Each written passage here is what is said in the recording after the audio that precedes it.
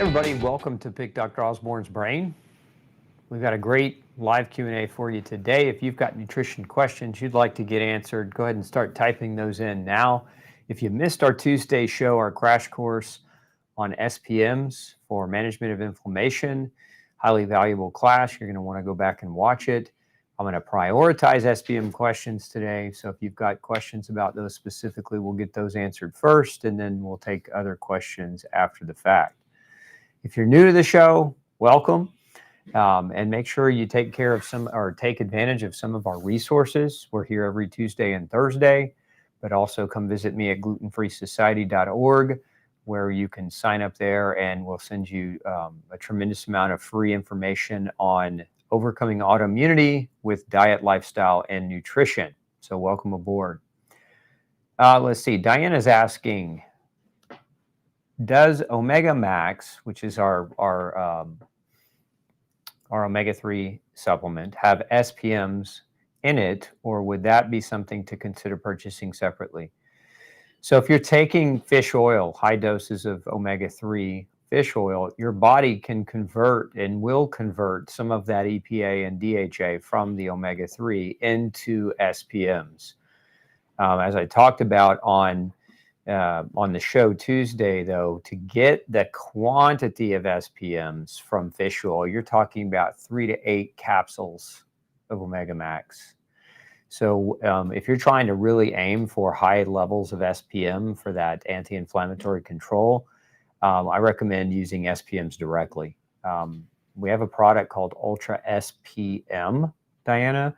If you, we could put a link up for her on our Facebook feed and on our YouTube feed as well. But those of you who are asking that question, where can I find SPMs? We recommend that. A lot of products, the reason we actually had SPMs a number of years ago until they started adding corn to the SPM, and this was a manufacturing issue. So until we got that ironed out, we didn't really want to carry a product with corn in it based on our grain-free messaging. And so you have to be careful. There are many brands out there that they have corn derivative byproduct in their SPM. So if you're trying to follow along with a no grain, no pain diet, be careful. That's why we manufacture many of our own supplements and keep that garbage and nonsense out of them. Do you think that all foods are either pro-inflammatory or anti-inflammatory, or are some neutral and have no effect? I think anything can be pro-inflammatory. The act of digesting your food is pro-inflammatory, but you also reap nutrients that have anti-inflammatory behaviors. I'd say if we're going to categorize foods as pro-inflammatory, the ones we'd want to put in that category would be things like grains, synthetics, pesticides, or chemicals in your food. We'd also look at things like seed oils, and we'd look at things like hydrogenated trans oils as pro-inflammatory. But if we're talking about real whole food, it's a general rule of thumb. I think there's going to be some tremendous benefit to real whole food, provided you're not directly allergic to it. Do you think SPMs could reduce some brain inflammation I'm experiencing while still living in mold? You got to get out of mold. I mean, we use BJ, we do use SPMs in people who are in mold a lot. And it's more just as a stopgap. It's not going to solve your mold problem, but what we're trying to do is basically modulate inflammation in these individuals so that their quality of life can potentially improve until they can figure out how to get out of their mold. So yes, it's possible. You could try it, certainly. We've had people experience and come back saying good things about SPMs with mold in the background. But at the end of the day, you got to get out of the mold.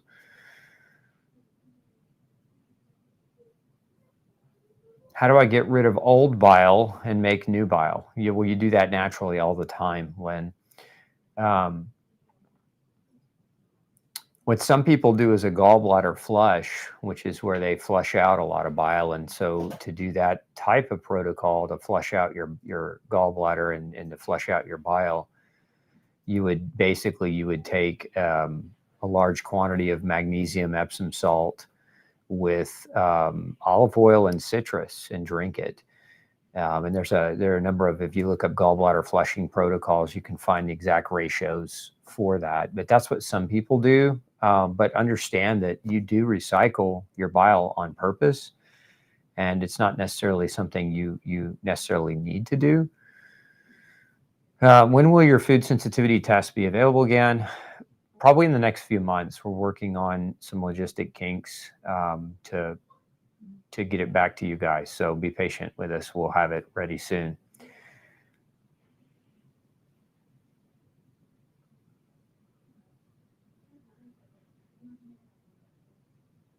Let's see here. Hi, Dr. Osborne. Is omega-3 good enough instead of SPM? It depends. Again, as I was mentioning earlier, if you're trying to get that resolution of chronic long-term inflammation fast, SPMs can be extremely valuable. And again, dosing wise, SPMs, smaller capsule, you're taking, tiny 2 to 3 capsules a day versus fish oil. If you were trying to get the same amount of pro-resolvins from fish oil, you'd be at, 6 to 8 caps a day. So I would, in that situation, I would generally tend to recommend more the SPM for that. What do you think of colostrum? And do you think that the immune supplement colostrum's apparent benefits might be due to it containing SPMs? Possibly. I think it's got colostrum has a lot of wonderful things in it. I mean, there are a number of proteins and antibodies and immune factors in colostrum and natural colostral peptides that can be helpful and beneficial for folks. The problem the thing I don't care for about colostrum is and dairy is a common allergen and it's a common problem for a lot of people, but people that have dairy issues a lot of times have trouble with colostrum. We have a product that's very similar to colostrum called Immune Shield. And we use that in lieu of a colostrum in people that have dairy issues or sensitivities. Can SPMs break up and heal a brain tumor? I wouldn't go that far to say that at all. We don't have any evidence or research that would say that, that SPM is going to cure somebody's brain tumor. Shalene,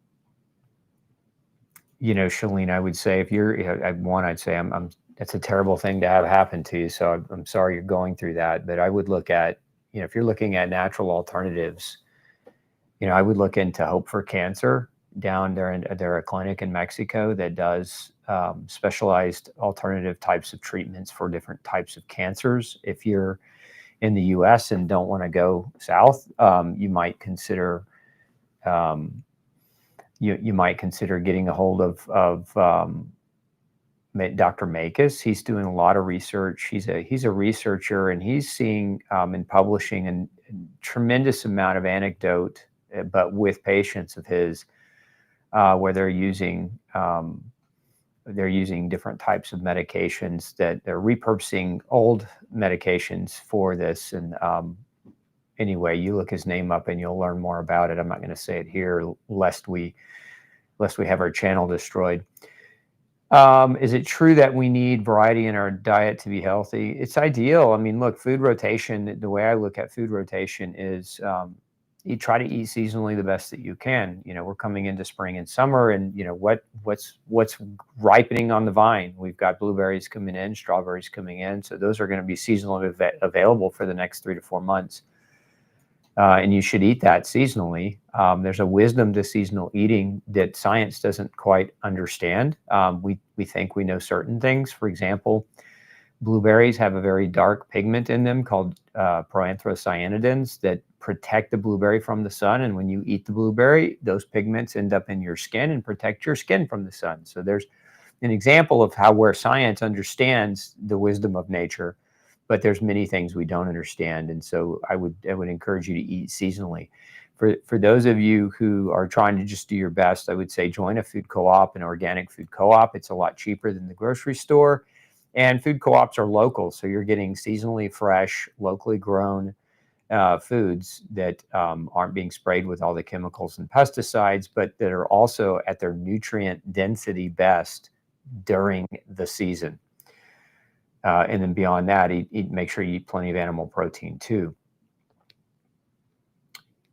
Let's see. Can you get SPMs in a health supplement store? Well, if you want to order an SPM, I would encourage you to check out Ultra SPM. Go to Gluten Free Society. I think we put the link up earlier here in the feed. Can SPMs affect brain injury, and can it be used in hydrocephalus? And that's a great question. I would say I haven't seen any research, and I haven't had any patients where we were treating that using SPMs. What we have always used with traumatic brain injuries or even like whiplash problems would be high doses of fish oil. And there's actually research. There's an Army researcher that was doing major studies on high dose fish oil in brain trauma and getting fantastic results in this type of situation. But you've got to get upwards of 6 to 8 grams of concentrated EPA DHA from omega-3. So if you were in that situation, I would look toward either Ultra Omega or Omega Max. And that, again, would be 6 to 8 capsules a day to hit that level. As far as magnesium threonate, 3 and 8 is just it's a chelating agent that binds magnesium and helps it get into the brain. It certainly can help deliver magnesium to the brain more efficiently and can be helpful. You could use all those together, but I would argue that high dose fish oil would be my mainstay in that type of situation. Thoughts about beef organ supplements to get B vitamins and other nutrients? Yeah, I think as long as the quality of the supplement is there, I'd say to get quantities though, you really got to get upwards of 6 to 12 capsules a day if you're using an organ meat capsule. Depending on the size of the capsule, they range from 500 to 1,000 milligram capsule sizes. So, again, you've got to make sure you're doing enough to make a difference. With ALS, I was hauled to the hospital because of respiratory failure. What would have been the most likely cause? Well, ALS, is a disease where the nervous system is being damaged, and so the respiratory muscles can become paralyzed, Jim. And so those are the muscles that help you when you breathe. They lift your rib cage, what we call secondary breathing muscles. So those would be like the scalene muscles and the intercostal muscles. Very important for lifting the ribs during respiration. And so if your muscles in that regard are becoming paralyzed through ALS, that could contribute to respiratory failure. Now, on another completely different note, well, what I have seen in ALS is mold exposure contributing to the autoimmune neurological destruction. And so if you haven't already, you might look into getting your home inspected for mold. And if you're going to do that, Mel, can we have a new article that we just published on how to hire a mold inspector? The biggest problem that people run into with mold inspection is they hire, some guy who took a weekend training class, doesn't understand toxic mold, just comes out to your house, does a cursory glance and takes a couple of air tests, and then they call that a mold inspection. It's not a mold inspection. A mold inspection is Sherlock Holmes sleuthing. You have somebody who understands mold illness. You have somebody who understands how to do a proper inspection, not just using air testing. And so we've created an entire guide on that for folks to make the right hire. So we're going to post a link to that guide for you in the feed, and go check it out. And while you're there at moldjack.com, make sure you sign up for our newsletter there, because we're rolling out a ton of fantastic information about mold this year. Okay, let's see. What do you think of cholestyramine for mold toxin detoxification? I'm not a fan. Let me spell out why. Now, there's a lot of doctors that love cholestyramine. What is cholestyramine? It's a bile acid sequestrant medication. Its primary role is that it binds bile. And so it when you do that, it actually can reduce cholesterol. Well, if you take a mold sick patient and you start dropping their cholesterol, that can be problematic. Cholesterol helps you make hormones. You can't make testosterone, estrogen, or progesterone without cholesterol. So if you're taking high doses of cholestyramine, you can get your cholesterol too low, and that can start impacting your health in other ways.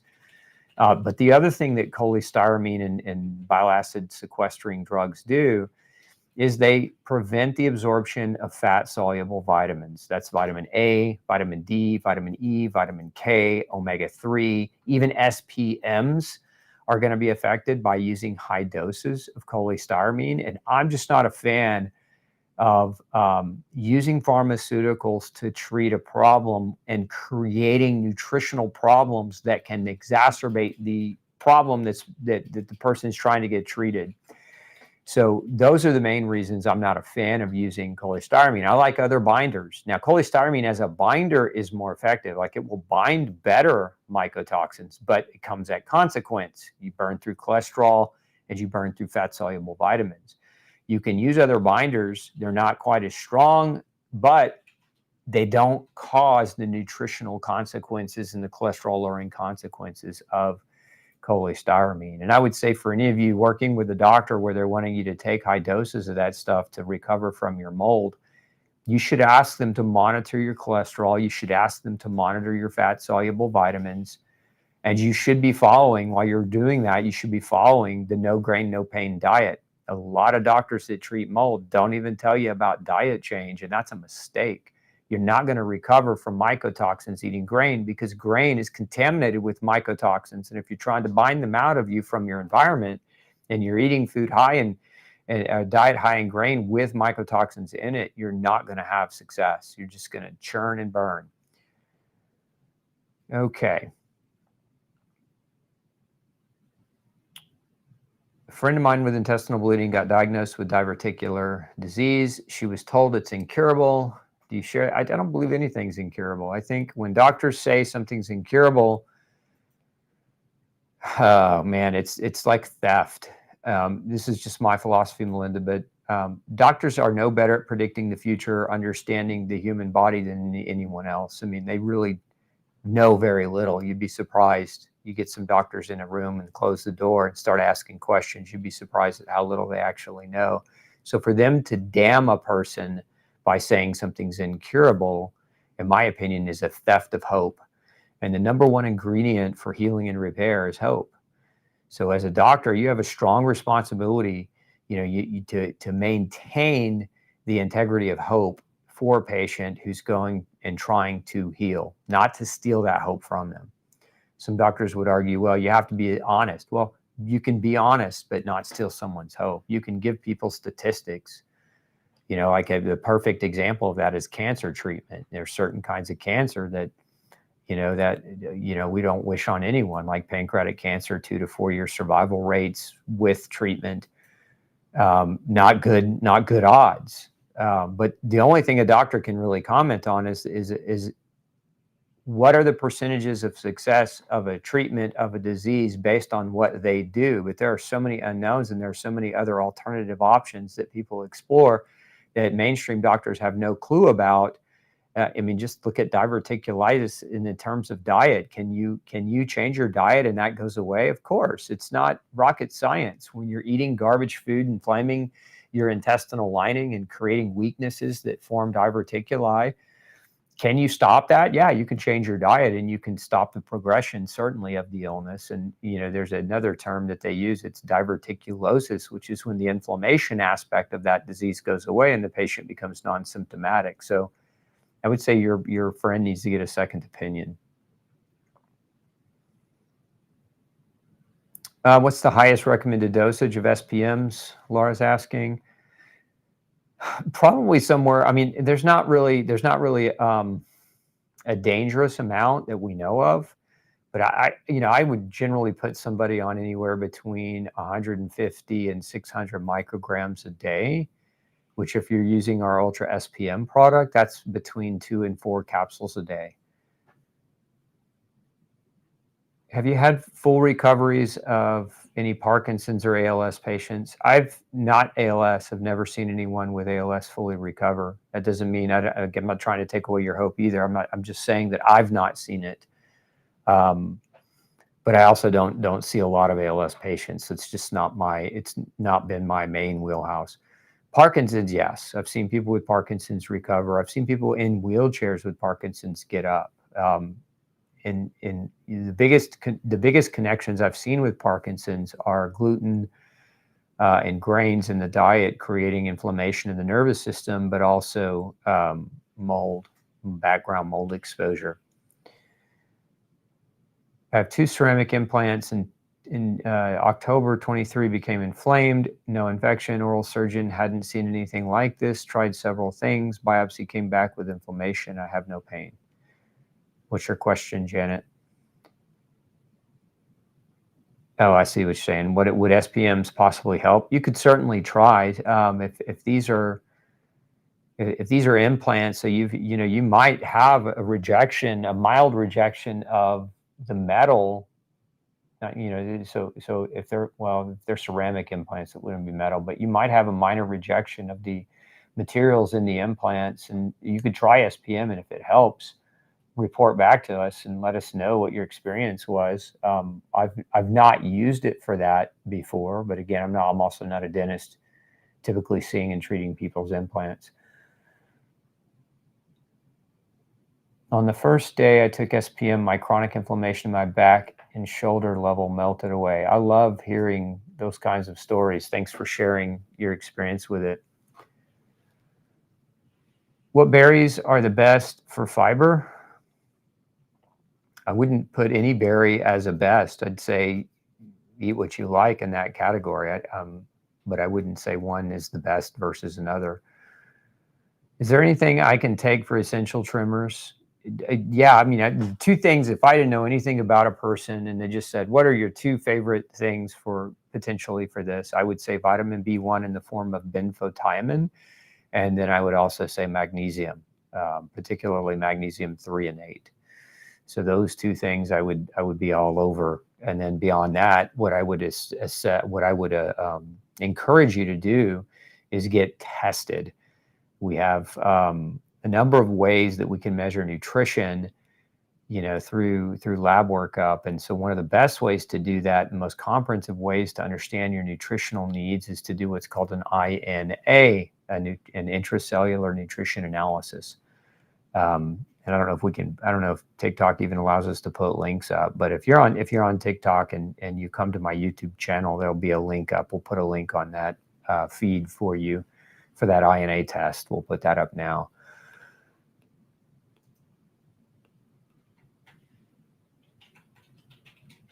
Okay, I missed the answer last week because the video froze. If someone's total LDL, small and medium particle size, and numbers are high, along with the lipoprotein A elevation, could lysine help? Lysine's going to help with LPA, for sure. It's going to help. Vitamin C and lysine both, combination, 5 grams of C and 3 grams to 5 grams of lysine can lower LPA, and I've seen it lower it tremendously, anywhere from 30 to 50%. So it can help lower LPA for sure. Now, will it help with LDL? Look, I don't think LDL needs to even be part of the conversation. I think the world has been focused on LDL for 50 years, and lowering LDL, which is touted as bad cholesterol, hasn't changed the outcome of heart disease or stroke. It hasn't changed atherosclerosis. It hasn't changed anything. I'd say what it's changed is the bank accounts of some very wealthy pharmaceutical companies, but hasn't really effectively done much for heart disease overall. Would SPM help with bone and knee osteoarthritis pain for a 95-year-old? Yes, it very much could. And I would combine it, Carl, with glucosamine, MSM, and chondroitin. We have another product called Ultra Joint, and the combination of SPM with that, we've seen do really, really well for people. What's the best supplement to boost your testosterone? Weightlifting. The best supplement is weightlifting. Supplement your lifestyle with the gym, because the different types of herbs and other things that people take for testosterone, they're touch and go. For some they help a little, for others not so much. There's no consistent one that works consistent across the board. And I don't care who you read or what you read, they're just not consistent in their effect. But weightlifting is very, very consistent in its impact and effect. The other thing, if you're not already doing this, is follow No Grain, No Pain. It's very common to see people eating gluten and grains have lower testosterone. We know it can lower testosterone. So more than anything, more than trying to find a pill that can increase your levels, you should seek to change your diet and incorporate weightlifting to allow your testosterone to come up. The other thing is quit drinking out of plastic, quit exposing yourself to plastic. That includes drinking out of aluminum cans because they're lined with plastics. These things are all estrogens. So guys, if you're trying to minimize your estrogen exposure environmentally, you really have to be cautious about drinking out of plastics or exposing yourself to excessive plastics, as well as pesticides. Pesticides behave like estrogens. So when they spray our crops and our foods, and you're eating those fast foods and those processed foods that have pesticide in them, you're basically getting doses of estrogen, and that's certainly going to impact your testosterone. Let's see here. What's your take on pyrrole disorder or pyroluria? Is it a real thing? Can be. You know, I would say, and I've been practicing 24 years. In probably the first 4 years of my practice, we did a lot of pyroluria testing. And for some people, it was helpful. For others, not so much. I find much more than measuring pyroluria, measuring intracellular nutrition analysis and looking at zinc and B6 as a functional outcome of cells is far more helpful than pyroluria and that type of testing. Just my take.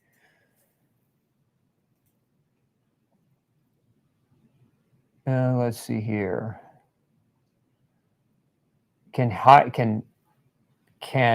SPM help for high enzymes in the liver?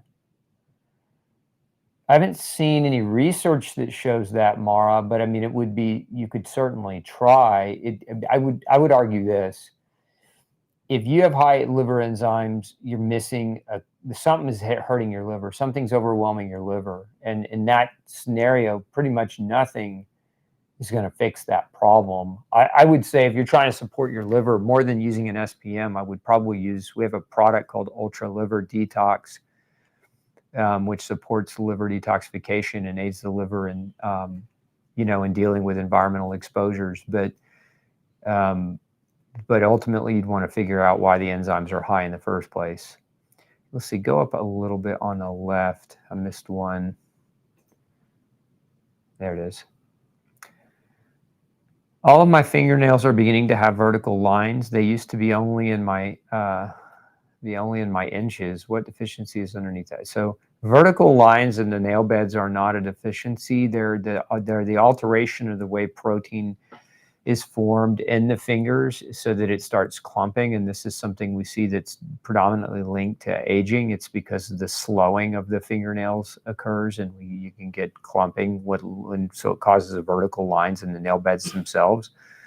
But to my knowledge, there's no major deficiency associated with vertical ridging. It's more horizontal ridging that we get concerned with. That can oftentimes be iron and zinc and other mineral deficiencies that can drive in anemias that can affect people's health. If IgA is low and a test for celiac results come back negative, should I retest using IgG? Thank you. If IgA is low, I see. Okay, I misread your question. If you're IgA deficient and you're using tests that are IgA tests, like the IgA tissue transglutaminase or IgA anti-endomysial antibodies, or even the IgA gliadin antibodies, you're going to get a false negative, because if your total IgA levels are low and you're using IgA as a measurement to detect reactivity to gluten, you just get a false negative because you're not making enough IgA for the test to come back positive. You could retest using IgG, certainly, but even that is not, in my opinion, the most effective way to get the answer you're after. If you really want to know about gluten, you need to get genetic testing done. If you have the genes, the genetic predisposition, then it doesn't matter what the antibody testing, in my opinion, says. So put a link up for her or him. I don't know, White Mazda, who you are, male or female, but if we can put a link up for you on gluten sensitivity genetic testing. That's going to be, in my opinion, a much more accurate way to get what you're after.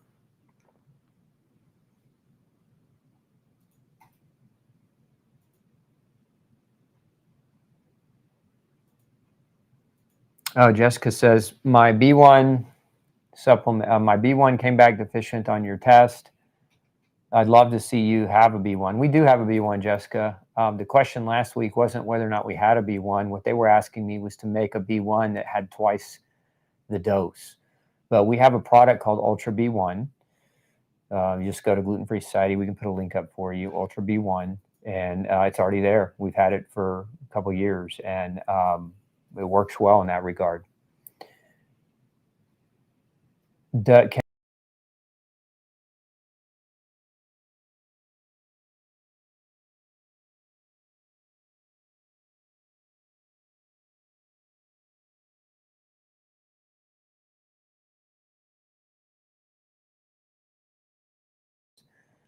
Because of neural inflammation, and then when they change their inflammatory diet, they get better, right? So by that logic, you could certainly try SPM. I would encourage you to do it and come back, but more importantly, I'd encourage you, if you haven't already, to change your diet. Before you get tested for mast cell activation and SIRS, chronic inflammatory response, should high intake of omega-3 intake be reduced so it's not masking potentially bad markers? So omega-3 is not really going to affect tremendously your DAO, depending on how you're being tested for MCAS. So there's different kinds of tests. So MCAS, your doctor might measure tryptase. They might measure your histamine levels. They might also measure the levels of your enzyme diamine oxidase, which is what breaks down histamine, to try to help you make that determination. Omega-3 is not going to tremendously affect those things. So for MCAS, not so much. For SIRS markers, taking high doses of omega-3 can have impact on inflammatory markers. So it could potentially. But, if you're trying to understand, SIRS in light of mold, to me, when you start looking at markers like MMP9 and TGF-beta1, these are non-specific inflammatory markers, meaning that they tell you that you're inflamed, but they don't tell you why you're inflamed. And to me, a much more accurate way to assess for mold exposure, chronic inflammation as caused by mold exposure, would be to have your mycotoxin levels measured. But when you have your mycotoxin levels measured, you have to alter your diet so that your test isn't reflective of mycotoxins coming from food. And so in order to do that, you've got to be grain-free. You should be, as well, you should be dried fruit-free, alcohol-free, peanut-free, coffee-free for several weeks before you submit, mycotoxin testing. What does SPM stand for? Great question. Specialized pro-resolving mediators. So Lisa, they are molecules derived from omega-3 that resolve inflammation. Inflammation is a good process in the body. It helps us tear down old tissue so that we can make new tissue. And so what SPMs do is help with that transition. So when you make a bunch of chemicals that cause inflammation to erode damaged tissue, you need that to stop before you can rebuild and repair. And that's where SPMs come in. They stop that inflammation so that your body can shift from breakdown mode to repair mode. Is EMA test sufficient to test house of mycotoxins? No, there's no one test that's sufficient. Andre, we posted, I think we already posted it, but a link. We also have another article we can post too on how to test your house for mold, but there's no one test. People always, they try to buy a Petri dish test or an EMA test or an ERMI test or a dust test or whatever it is. There's no one test. If you think you're in mold and you're running one test to make all your decisions, you're not gonna bode well or make great decisions, because one test is not a definitive. You've got to have, it's an arsenal of information that you need to make solid objective decisions about what your next steps need to be. And if you don't have that, if you have one test, what's going to happen is, especially if you get a false negative, is it's going to derail you from thinking that mold could be your problem. And that's dangerous. Let's see here. Supplements that are a must for a 44-year-old female. Well, I'd say two right off the bat, Geneva. Number one would be a high-quality multivitamin mineral. And we have a product called Ultra Nutrients, which is what I would recommend. It's 2 capsules twice a day. It's a phenomenal product, but it, hands down, top of the list. Number two would be a concentrated omega-3, unless you just eat tons of cold water fish. Most people don't. But 2 grams of I like Ultra Omega, which is again one of our products. But for a must supplement, those two top of the list. Now beyond those two, it depends. There's variables in that question, right? So part of it is, what does your exercise look like? What does your diet look like? What does your lifestyle look like? What are you trying to accomplish? What kinds of problems do you have? Where are your struggles? Like all that context is important to understand what you could also take that might support you and be a benefit. But if we were going to add a kind of a close third, I would put creatine on that list, 5 grams a day. Especially if you're trying to rebuild your muscle or just maintain good solid muscle, creatine is a good solid third. And then a good solid fourth would be probably like a probiotic, depending on whether or not you eat fermented food. Now, if you eat fermented foods like sauerkraut and other fermented vegetables, you might be okay without a probiotic, but I would start with those things first. Do you prefer the Benfo form? So I assume Scott's asking about the vitamin B1. Yes, absolutely, hands down. If you're going to take vitamin B1, especially if you have been diagnosed with any kind of chronic autoimmune neurological condition, there's benfotiamine, hands down, is the best absorbed and the most effective. Clinically speaking, I've seen it work tremendously well versus, say, thiamine hydrochloride, which is a water-soluble version of vitamin B1. It just doesn't have the staying power that benfotiamine does. What's my opinion on the shingles needle? Yeah, I'm not a fan. You have to do what you think is right for you. But if first of all, shingles is herpes zoster, so it's a virus. And if you want really solid nutrition support for that, I look to lysine, hands down. Lysine, they have a product called Virid, V-I-R-I-D, which has many different ingredients in it that help to inhibit viral replication. Actually, that statement got me YouTube banned during COVID. But and then lysine, I'd look to lysine as well as a means of nutrition support instead. I had cancerous tongue lesion removed last June. All seemed good, but now have irritated area on the other side. Would SPM be recommended? Possibly, Gene. If you had a cancerous tongue lesion removed, did they radiate you or hit you with radiation? Because sometimes what happens is after the fact is that lingering radiative damage after removing a mass starts to show up down the road. And for that, I'd also definitely be on a really solid multivitamin as well for, just to support your body's recovery.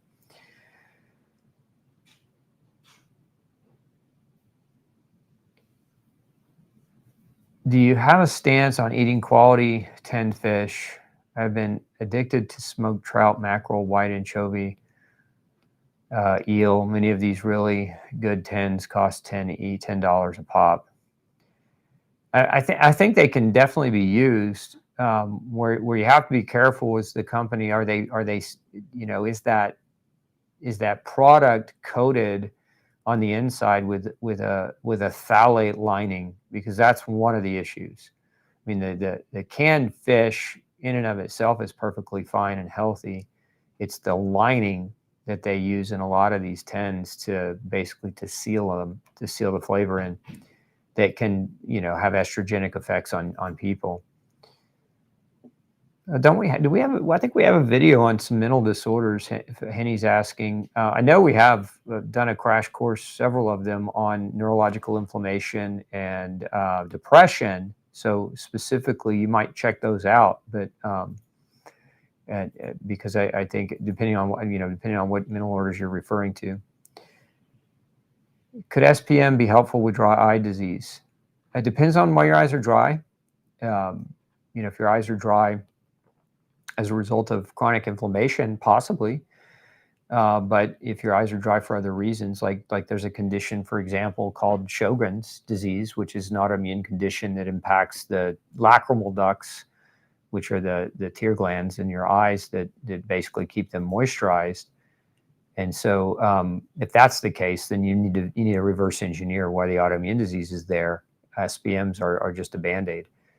But I would, and if you're looking, and if that's the case, you got to look at food, chemicals, microbes, and nutritional deficiencies as triggers for autoimmune disease, and try to get those things addressed.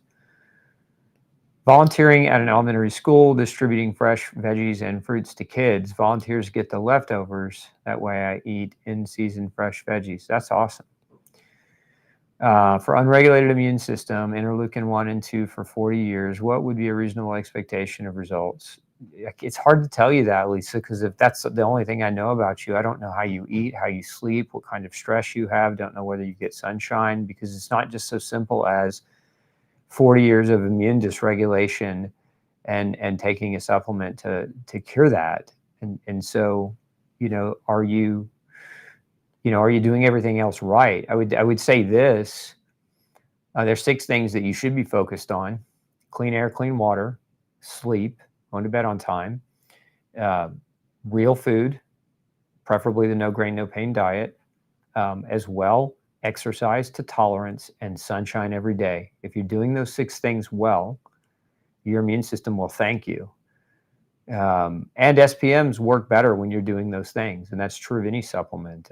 Any supplemental that you take to support your body's functionality is always going to work better when you're doing your part too. And so I just don't know enough about what you're doing or not doing to give you an expectation on that. Because I mean, if you're again, if you're eating, like, let's say you're drinking aspartame sweetened soda every day and having a chocolate with soy, genetically modified soy, to thicken it every day, is taking something to fight the inflammation caused by the behavior that you have going to work? Probably not.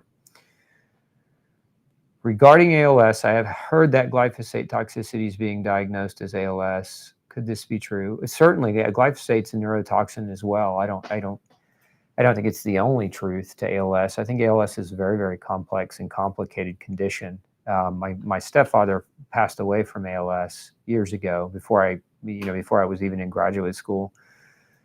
And he worked in a metal shop his whole life, and they didn't wear respirators, and so he was grinding, and working with metals and breathing in metal dust all day, and that's what we think really ended up getting him. But could glyphosate play a role? I think so.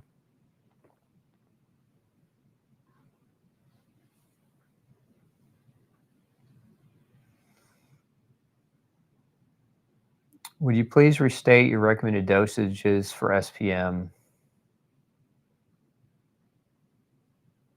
Yeah, it's between 150 and 300 micrograms a day, which if you're taking an SPM capsule, that would equate to about 2 capsules a day. Now, we do sometimes go higher, 450, 600 micrograms a day. So between 2 and 4 capsules a day, and I generally start people on 2, and depending on their response, we'll work them up to as much as 4 to see if we can get benefit.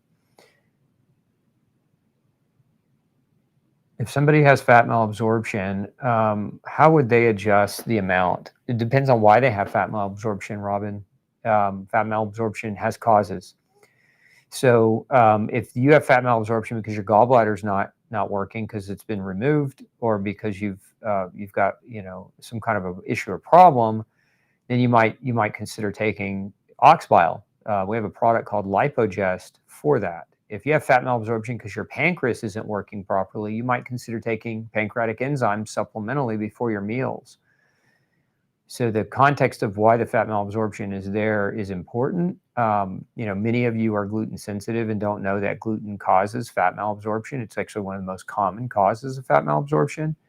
And so a diet change might be necessary in those cases. So it just depends. I've had problems with muscles, high creatine kinase, high ALT and AST, now also have high potassium, 52-year-old woman, livers are okay, liver are okay, heart okay. Why it would say your liver's not okay if your ALT and AST are high. Is it possible that high potassium is related to muscle? It can be, but I would say if you've got high CK, high ALT and AST, you've got a deeper problem that's not being resolved. I mean, ALT, AST are markers of liver damage. Creatine kinase, depending on which one you've done, if you did your total creatine kinase, that's not specific. It's just creatine kinase. There's 3 isoenzymes of creatine kinase that you should ask your doctor to run. The first is CKMM. There's another one called CKMB, and there's another one called CKBB. CKBB is the brain, and then you have MM, which is the muscle, and you have MB, which is the heart. So the type of CK will help you understand which tissue is being affected. And so, again, the test is called an isoenzyme test, a CK isoenzyme test. Can you make a full video on histidine? Yes, we're working on it. That's coming out here probably in the next month or so. What do you think about NAD patches along with weight loss? I think NAD patches for weight loss are a waste of your money. I think NAD patches, I think any patch for the delivery of nutrition isn't the best idea. I like oral nutrition. It's hands down. How do we get nutrition? We eat.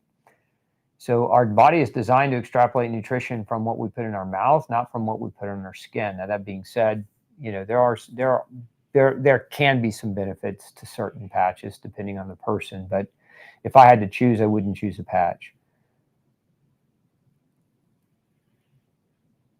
In your practice, do you ever use itraconazole with other supplements for mold exposure after using other protocols first? You can, Melissa, but you have to confirm if there's a need for it. A lot of doctors just put people on diazoles antifungals, assuming that they're colonized by mold if they've been living in mold. And I don't share that thought. I don't believe that everybody that's been in mold is colonized by the mold.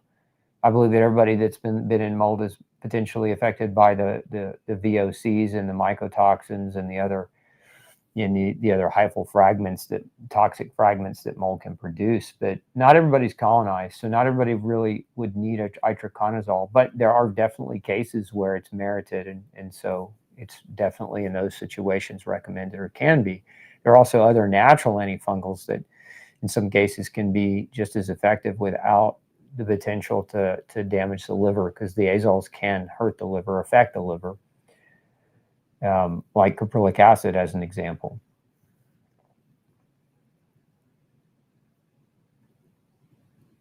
If following your GI protocol, starting your mold protocol, any reason not to start SPM now? No, there's no contraindication for either one of those things.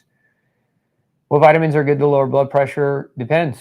There's a lot of them that, depending on the person, Grace. So, you know, couple of nutrients, for example, that can cause high blood pressure, calcium and magnesium deficiency both can cause high blood pressure. So if you're low in those would be 2 good suggestions. But vitamin B1 deficiency can cause elevated blood pressure. Zinc deficiency can cause elevated blood pressure. CoQ10 deficiency can cause elevated blood pressure. Vitamin D deficiency can cause elevated blood pressure. So the key is finding out for you which of those things are true. And you know, there's an old adage: everybody's entitled to more than one problem. You're also entitled to more than one deficiency. This is why my big philosophy is test, don't guess. Everybody likes to guess, including doctors. And I try to stay as objective as I can, because I believe that at the end of the day, if you run around trying to take 55 different supplements and none of them work, you know, and it's based on guesswork, you spend an inordinate amount of money and time and resource, you know, not getting the outcome that you want. And that's why I'm a big fan of testing.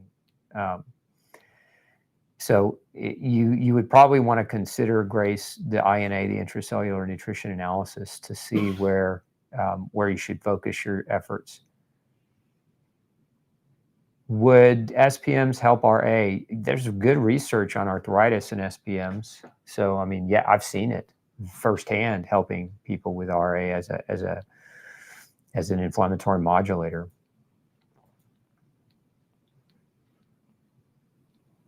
In regards to taking SPM from my upper back, I had been scheduled for an epidural while standing at the operating table with my gown, the doctor asked how I was doing. I explained how SPM solved the problem. The doctor and his assistant immediately looked up SPM, and they'd never heard of it. They were amazed with whatever they had read. That's awesome. You're spreading the word. Let's see, I missed a couple. Go back up just a little bit. There we go.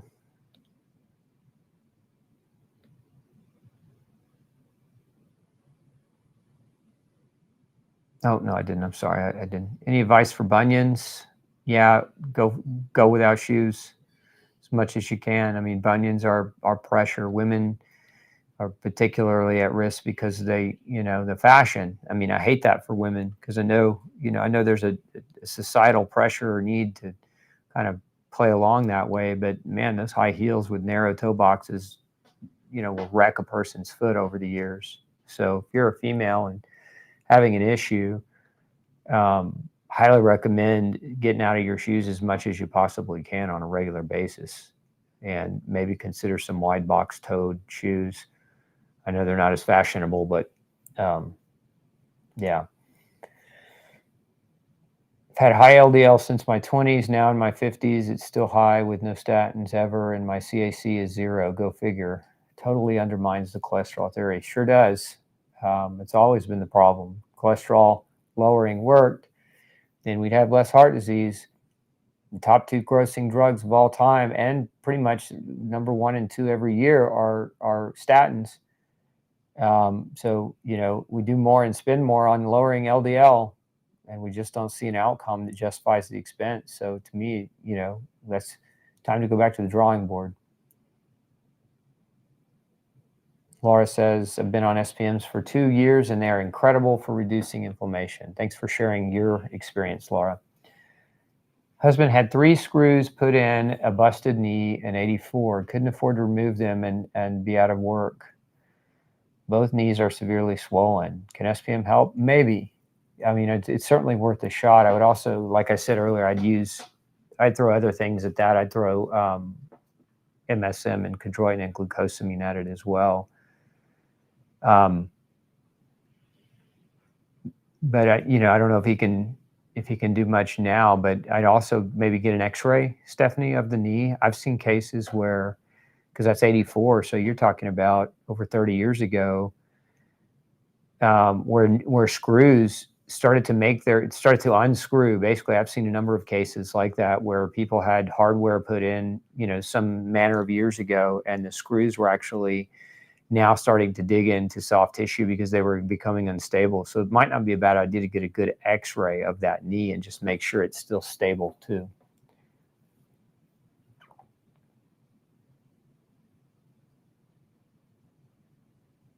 I've tried to shift more to animal protein, chicken plus meat plus creatine, essential amino acids. It has raised my creatinine levels and dropped my eGFR. What should I do?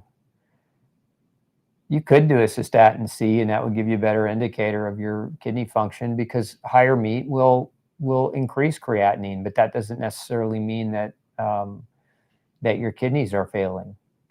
GFR is not the best indicator for kidney function if you're on a high protein diet, because it's affected by higher protein consumption, but it's not necessarily that your kidneys are losing functionality.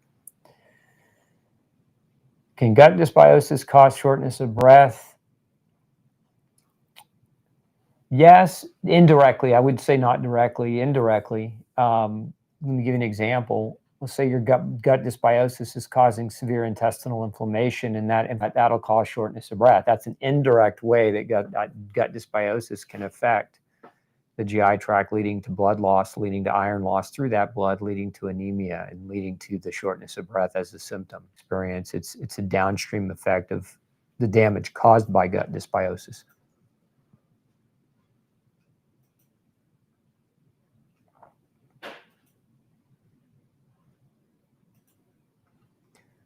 What can elevated iron percent saturation in MPV mean, with all other related labs being within range?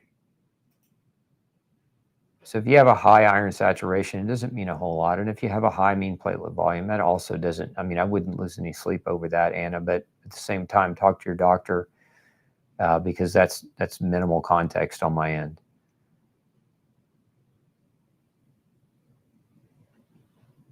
What do you use for doing pre-post urine tests for heavy metals? We use a formula called Ultra Metal Detox, Lynn. If you go to Gluten Free Society, you can look it up and look at the ingredients. We also use extra EDTA on the post provocation as well.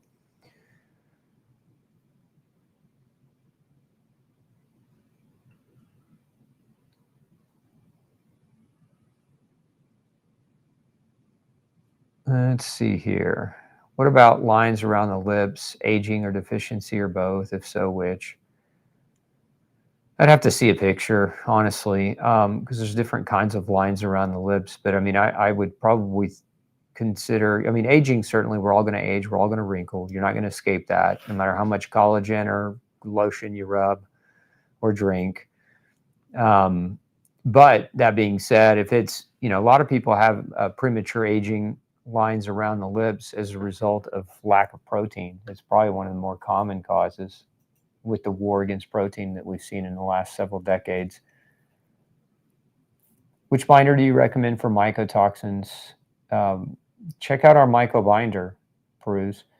It's on Gluten Free Society. Maybe we can put a link up for that for her. I have A1C blood test showing I'm pre-diabetic. Would SPM help with this? No, probably not. I mean, it might help it might help kind of regulate the inflammation being caused by the high levels of glucose, but it's not going to lower your glucose. If you're pre-diabetic, you got to start exercising. You got to get sunshine. You got to go to bed on time. You got to change your diet. And you should get nutrition testing done to make sure you don't have zinc, magnesium, or B vitamin, or chromium, or vanadium deficiencies, Melanie. And watch my crash course on blood sugar.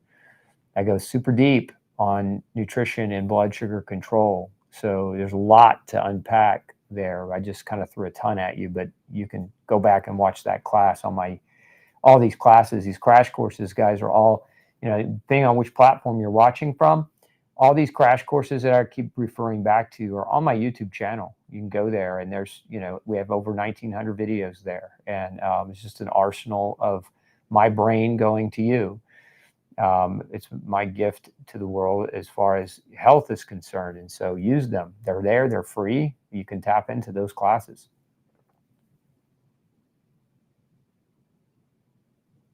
Stage 4 liver failure, cirrhosis, autoimmune. Medical doctors gave me 6 months to live. Put no grain, no pain into motion. Became a client of Dr. Osborne's. That was 5 years ago. Full recovery, thriving. Thanks for your commentary, Tommy. It's good to see you here on YouTube. Let's see. Let's go down a little bit.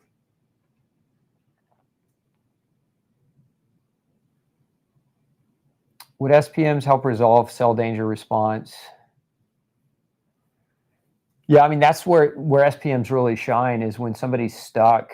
Where I really like to use SPMs is when somebody is stuck with a chronicity, despite the fact that they've changed their diet and they're stuck in a sympathetic state, nervous system state, and we're trying to unstick them and support that kind of transition back to parasympathetic dominance. That's where I really like to use SPMs because sometimes it's just a matter of resetting it.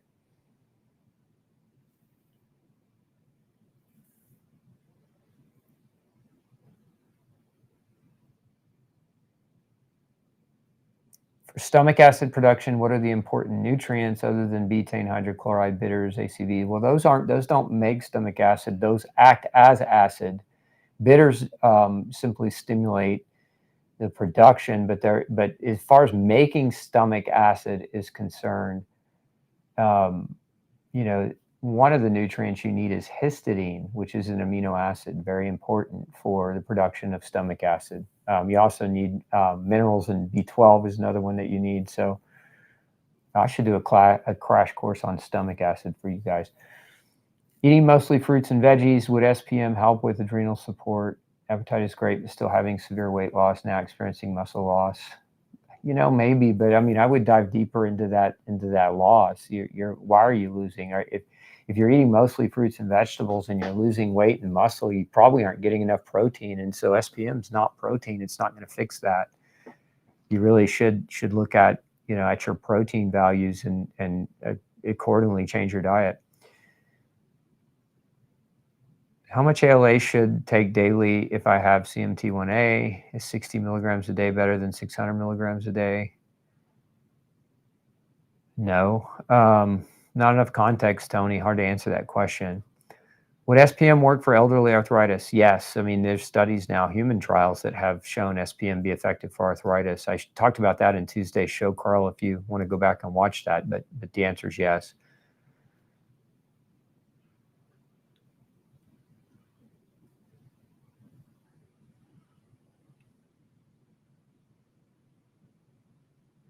Would you say lysine can permanently cure genital herpes? No. A herpes virus like genital herpes doesn't go away. It just goes dormant.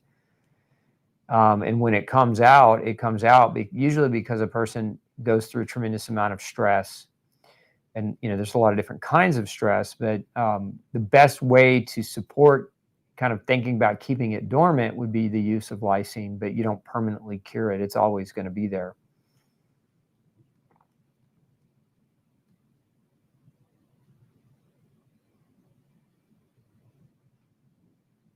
For a super healthy person, is the white blood cell count lower or higher than the normal range? Neither. For a super healthy person, white counts can range depending on the size of the person. You can have a 100-pound female on the lower end of the spectrum. You could have, a 150-pound man on the higher end of the spectrum. So weight matters, age matters, sex matters.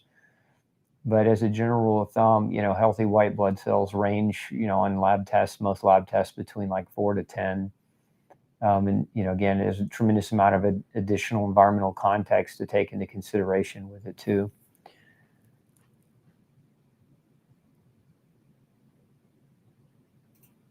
Looking into cataract surgery post-antibiotic to prevent steroid and NSAID for inflammation. Not excited, but at least noticed that first was Cipro, which is no for me. Other options.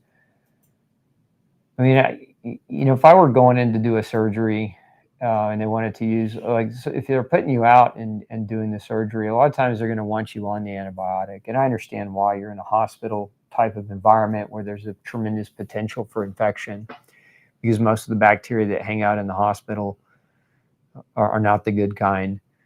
That being said, it's more of you got to talk with your doctor about the other options. But me personally, I know what I would do. I would be on a strong dose probiotic, and I would really fight against the antibiotic. I don't believe in using an antibiotic as a preventative, because I believe in the integrity and strength of my body's own immune system. That being said, you all have to make the right decision that you feel good about.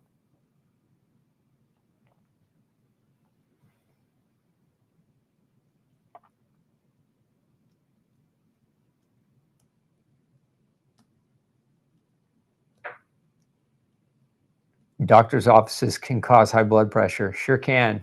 I have a video on that, actually, on how to properly measure your blood pressure, because most doctor's offices, when you go in, they measure your pressure wrong. They do it at the wrong time. They hold your arm wrong. They don't elevate it properly. It's crazy how blood pressure gets measured. The caliber of nursing education, in my opinion, has deteriorated. I used to teach in the nursing school. I taught at Texas Women's, and also taught at HCC here in Houston for several years. And they kind of ran me off because they said my class was too challenging. And I was like, well, these are going to be nurses. What if they're the nurse for your mom? Do you want them to be smart, and you want them to have a good instructor and have learned something, or do you want them all just to pass so that they can move forward and make you look good? And anyway, I didn't see eye to eye with with the higher ups, and so it was the right time for me to leave academia.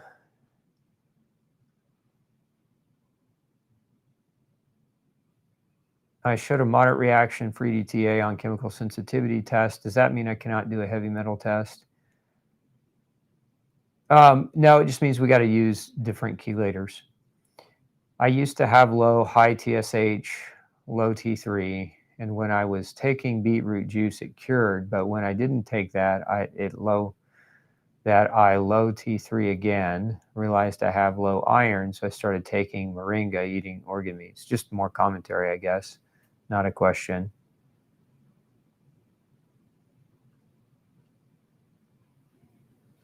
Yeah, I mean, it's hard for me to comment, Vineet, because I mean, beetroot juice may have helped you in some ways. I don't doubt that at all. But what you should do next in terms of your T4 and T3, it's hard for me to say. There's just not enough context, and that's too complex of a question.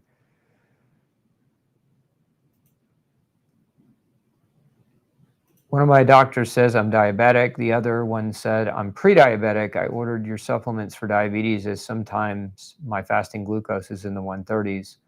Other times it's in the low hundreds. Do you have suggestions for, okay, so not a question there. Do you have suggestions for Cushing's or adrenal? Yes, go watch my adrenal crash course. None business. Go watch my crash course on adrenal function.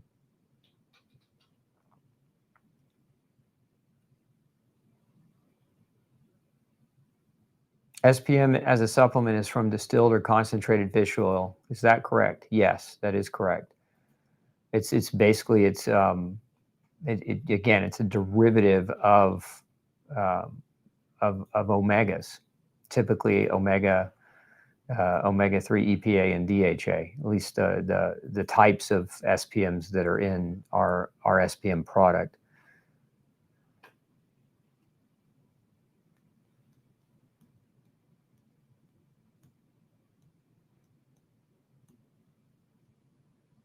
Let's see here. Wearing makeup seems to irritate my eyes. Is there a reason for this?